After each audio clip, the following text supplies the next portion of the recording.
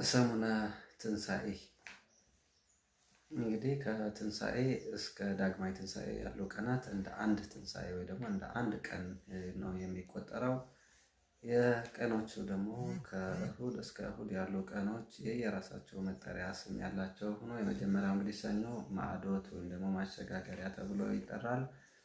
አዳም ከሲኦል ወደ ገነት የተሸጋገረበት ስለሆነ መሸጋገሪያ ተብሎ ይጠራል። ሁለተኛው ማክሰኞ ቶማስ ነው። ቶማስ ከተጠራጣሪነት ወደ ፍጹም እምነት የተለወጠበት እምነቱ ፍጹም የሆነበት ስለሆነ በቶማስ ተሰይመዋል ማለት ነው።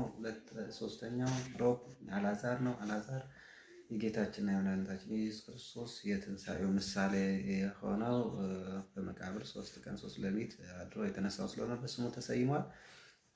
አምስተኛው ሐሙስ አዳም ተብለዋል። አዳም እንግዲህ በአምስተኛው ቀን ከልጅ ልጄ ተወልጄ አድንሃለሁ የሚለውን ቃል ተገብቶለት የነበረ ስለሆነ ስለዚህ በአምስተኛው ቀን ተወልዶ ሙቶ ተነስቶ አዳምን ያዳነበት ስለሆነ የቃል ኪዳኑም በአዳም ተሰይመዋል ማለት ነው። ቃል ኪዳኑን ለማዘከር ሲል አርብ ቤተክርስቲያን ነው። ቤተክርስቲያን በዕለተ አርብ በፍጹም ደሙ በክቡር ደሙ በቅዱስ ስጋው የገዛት የዋጃት ያከበራት ስለሆነ ቅድስት ቤተክርስቲያን ተብላ ትጠራለች ማለት ነው።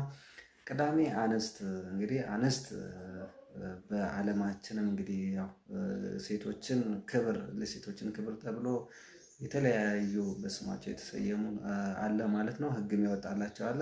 በቤተ ክርስቲያንም ዘንድ እንግዲህ ቅድስት ቅዳሜን ቅድስት አንስት ወይም ደግሞ በአንስት ተብላለች ማለት ነው።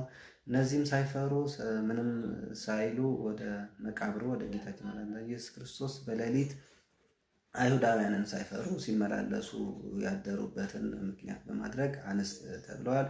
በመጨረሻም ደግሞ ቅዱስ ትንሣኤውን ያበሰሩ እነሱም ስለሆኑ በአንስት ተሰይመዋል ማለት ነው። የመጨረሻውን እንግዲህ እሁድ ነው። እሁድ ደግሞ ጌታችን መድኃኒታችን ኢየሱስ ክርስቶስ ለሐዋርያት እንደገና ተገልጦ በዝግ ቤት ገብቶ ያበሰራቸው ትንሣኤውን ያበሰራቸውን የተገለጠላቸውን ስለሆነ ዳግማይ ትንሣኤ ተብለዋል ማለት ነው።